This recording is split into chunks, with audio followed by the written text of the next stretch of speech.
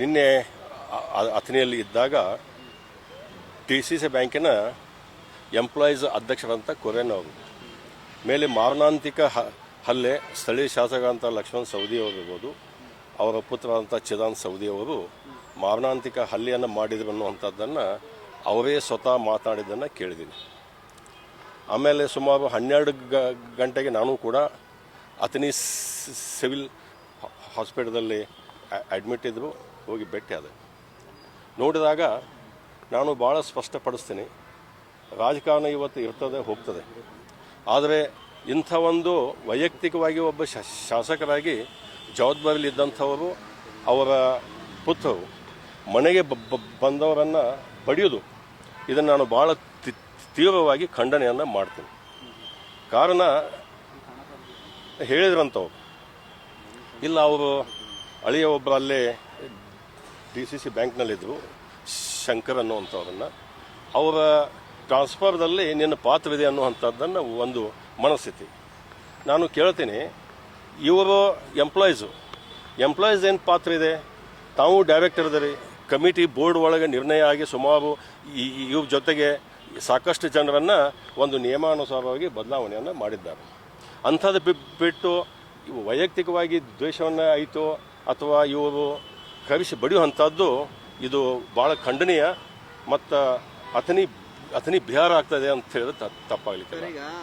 ಅವರು ಮೊದಲಿಂದಲೂ ಮಾಡ್ಕೋತಿದ್ದಾರೆ, ಮೊದಲಿಂದನೂ ಯಾರಿಗಾರ ಹಚ್ಚಿ ಮಾಡಿಸಿದ್ರು, ಇವತ್ತು ತಾವ ಕೈಯೊಳಗೆ ತೊಗೊಂಡಾರ ಅಂತ ಹೇಳಿದ್ರೆ ತಪ್ಪಾಗಲಿಕ್ಕಿಲ್ಲ.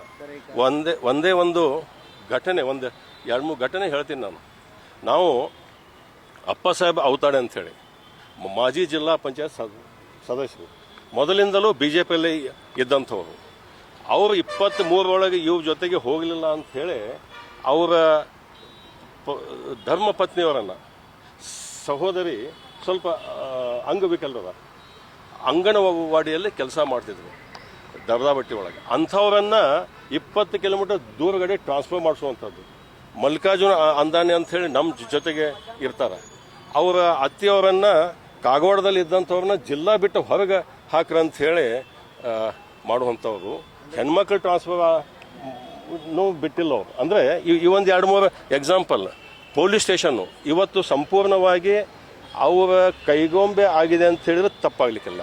ರಕ್ಷಣೆ ಕೊಡೋರನ್ನ ಪೊಲೀಸರ ಬಗ್ಗೆ, ಖಾಕಿ ಬಟ್ಟೆ ಬಗ್ಗೆ ನನಗೆ ಅಪಾರವಾದ ಗೌರವ ಇದೆ, ಆದರೆ ರಕ್ಷಣೆ ಕೊಡೋರೇ ಅವ್ರು ಹೇಳಿದಂಗನ ಕೇಳಕತ್ರ ಇದು ಭಾಳ ಒಂದು ಗುಂಡಾಗಿರಿಯ ಒಂದು ಸಂಕೇತ ಅಂತ ಹೇಳಿದ್ರೆ ತಪ್ಪಾಗಲಿಕ್ಕಿಲ್ಲ.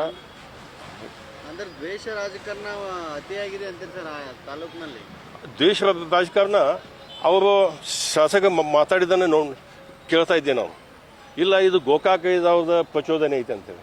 ಅಲ್ಲ, ಗೋಕಾಕದವ್ರೆ ನಿಮ್ಮನ್ನು ಮನೆ ಕರೆಸಿ ಬಡಿ ಅಂತ ಹೇಳ್ಯಾರ ನಾವು. ಯಾಕೆ ನೀವು ಗೋಕಾಕ್ ಅಂತಾರೆ? ಈಗ ಅಥಣಿ ಒಳಗಿದ್ದಂಥವ್ರು ಸಾಕಷ್ಟು ದಬ್ಬಾಳಿಕೆ ಮಾಡಾಕತ್ತೀರಿ. ಸಾಕಷ್ಟು ಪೊಲೀಸ್ ಸ್ಟೇಷನ್ನು ಒಂದು ಸುಮಾರು 15 ವರ್ಷ ಪೊಲೀಸ್ ಸ್ಟೇಷನ್ನು ಪತ್ತುಗಳು ತುಂಬ್ತೀನಿ ಬಿಟ್ಟರೆ ಅವ್ರು ರಾಜಕಾರಣನೇ ಮಾಡಿಲ್ಲ. ಇದನ್ನು ನಾನು ತೀವ್ರವಾಗಿ ಖಂಡನೆ ಮಾಡ್ತೀನಿ. ಶಿವಯೋಗಿ ಕ್ಷೇತ್ರ, ಸಿದ್ದೇಶ್ವರ ಪಾಂಡ್ರೆಯಲ್ಲಿ ಇಂಥದ್ದು ನಡಿಬಾರ್ದು. ನಾವು ಕೂಡ ಇದ್ದೇವೆ. ಒಂದು ಟೈಮ್ 2018ರಿಂದ 23ವರೆಗೆ ಒಬ್ಬ ಅಥಣಿ ಕ್ಷೇತ್ರದ ಜನರ ಆಶೀರ್ವಾದದಿಂದ ಕೆಲಸ ಮಾಡೀನಿ, ಆದರೆ ದ್ವೇಷ ರಾಜಕಾರಣ ಮಾಡಿಲ್ಲ. ಅಲ್ರಿ, ಅವ್ರಿಗೆ ರಾಜಕೀಯ ಷಡ್ಯಂತ್ರ ಅಂದ್ರೆ ಇವ್ರನ್ನ ಕರೆಸ್ರಿ, ನೀವು ಬಡೀರಿ, ಅವ್ರು ಹಿಂಗೆ ಸ್ಟೇಟ್ಮೆಂಟ್ ಕೊಡ್ತಾರ ಅಂತೇಳಿ ಹೇಳ್ತಾರೆ. ಅವ್ರಿಗೆ ಎಂಥವ್ರದಪ್ಪ ಅಂದ್ರೆ, ನಾವಿಲ್ಲಿ 19 ಬಿಟ್ಟು ಬಂದ ಮೇಲೆ ನಮ್ಮಿಂದ MLC ಆಗಿ ರಾಜ್ಯದ ಉಪಮುಖ್ಯಮಂತ್ರಿಗಳಾದ್ರೆ ಅಂಥದ್ರೊಳಗೆ ಕುಮಟಳ್ಳಿ ಸುಳಿಮಗ ಓಡಿ ಹೋಗ್ಯಾನ ಅಂತೇಳಿ ಮಾತಾಡೋಂಥವ್ರು.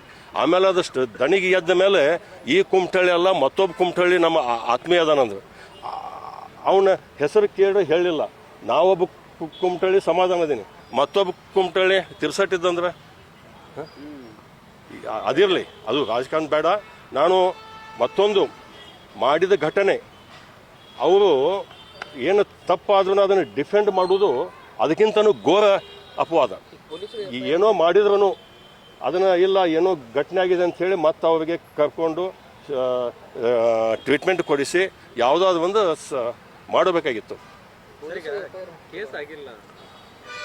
ನನಗೆ ನಿನ್ನೆ ಗಮನಕ್ಕೆ ಬಂದಿದೆ, ಪೊಲೀಸ್ ಡಿಪಾರ್ಟ್ಮೆಂಟ್ದವ್ರೂ ಅವ್ರ ಮೇಲೆ ಕೇಸ್ ಮಾಡೋಕ್ಕಿಂತನೂ ಅವ್ರು ಕೊಟ್ಟದನ್ನು ಒಬ್ಬನ ಯಾವುದೋ ಒಂದು ಕೃತಕವಾಗಿ ಸೃಷ್ಟಿ ಮಾಡಿ 7 ಪೈಸೆ ಮಾಡ್ಬೇಕಂತೇಳಿ ಇವ್ರ ಮೇಲೂ ದಬ್ಬಾಳಿಕೆ ಹಾಕಕತ್ತಾರೆ ಅನ್ನುವಂಥದ್ದನ್ನು ಕೂಡ ಮಾಧ್ಯಮದ ಮುಖಾಂತರ ಕೇಳಿದೆ ನಾನು.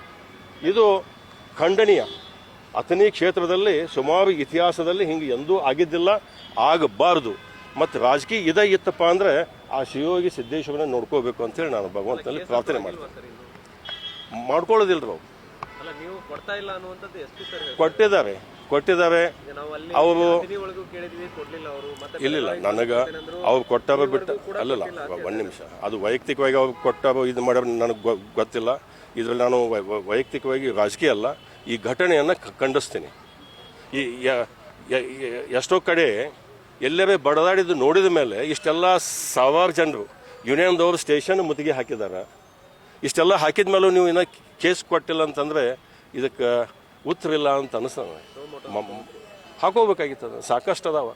ಅಥವಾ ಆ ಡಿಪಾರ್ಟ್ಮೆಂಟ್ದವ್ರು ಯಾರು ಒತ್ತಡಕ್ಕೆ ಒಳಗಾಗತ್ತಾರೋ, ನಾನು ಭಾಳ ಮನವಿ ಮಾಡ್ಕೋತೀನಿ ಕರ್ನಾಟಕ ಸರ್ಕಾರದವ್ರಿಗೆ, ಯಾರು ದಬ್ಬಾಳಿಕೆ ಮಾಡ್ಯಾರ, ಯಾರ ಅವ್ರನ್ನ ಕರೆಸಿ ಬಡದಾರ, ಅವ್ರ ಮೇಲೆ ಸೂಕ್ತ ಕಾನೂನು ಕ್ರಮವನ್ನು ಕೈಗೊಳ್ಳಬೇಕು ಅಂತೇಳಿ ನಾನು ಮಾಧ್ಯಮದ ಮುಖಾಂತರ ಸರ್ಕಾರಕ್ಕೆ ವಿನಂತಿಯನ್ನು ಮಾಡ್ಕೊಳ್ತೇನೆ. ಸರ್, ಈಗ ಜನಪ್ರತಿನಿಧಿಗಳು ಅವ್ರ ಬಗ್ಗೆ ನಿನ್ನೆ ಒಂದು 2-3 ಸಾವಿರ ಜನರು ಕೂಡಿ ಪ್ರತಿಭಟನೆ ಮಾಡಿದ್ದಾರೆ. ಸಾಕಷ್ಟು ಎಲ್ಲರಿಗೂ ಇದು ಘಟನೆ ಆಗಬಾರ್ದು ಅನ್ನುವಂಥದ್ದು ಎಲ್ಲರಿಗೆ ಮನಸ್ಸಿಗೆ ನೋವಾಗಿದೆ. ಕೆಲವೊಂದು ಜನ ಅವ್ರಿಗೆ ಬೇಕಾದವರಷ್ಟು ಏನು ಬೇಕಾದ ಮಾತಾಡ್ಬೋದು, ಆದರೆ ಸಾಮಾನ್ಯ ಜನರಿಗೆ ಇದು ಜಾತ್ಯತೀತ ಪಕ್ಷಾತೀತವಾಗಿ ಒಬ್ಬ ನೌಕರಿ ಮಾಡೋನ ಮೇಲೆ ಹರೇಸ್ಮೆಂಟ್ ಆಯ್ತಪ್ಪ ಅಂದ್ರೆ ನಮ್ದು ಹೆಂಗೆ ಅನ್ನುವಂಥದ್ದು ಕೂಡ ಎಲ್ಲರಿಗೂ ನೋವಾಗಿದೆ. ಅವರಿಗೆ ಭಾಳ ಸ್ಪಷ್ಟಪಡಿಸ್ತೀನಿ, ಬರೀ ಯಾವುದಾರು ತಾವು ಮಾಡಿದ ಮೇಲೆ ಅದು ಗೋಕಾಕ್ ಅನ್ನೋದು, ಅದು ಗೋಕಾಕ ಅನ್ನೋದೊಂದು ಬಿಟ್ಟರೆ ಅವರಲ್ಲಿ ಮತ್ತೊಂದು ಯಾವುದೂ ಶಬ್ದನೂ ಇಲ್ಲ, ಉತ್ತರನೂ ಇಲ್ಲ ಅಂತೇಳಿ ನಾನು ಈ ಸಂದರ್ಭದಲ್ಲಿ ಭಾವಿಸ್ತೀನಿ. ಗೋಕಾಕ್ ಕಡೆ ತಿರ್ಸ್ತಾರೆ. ಇದು ರಾಜ. Thank you.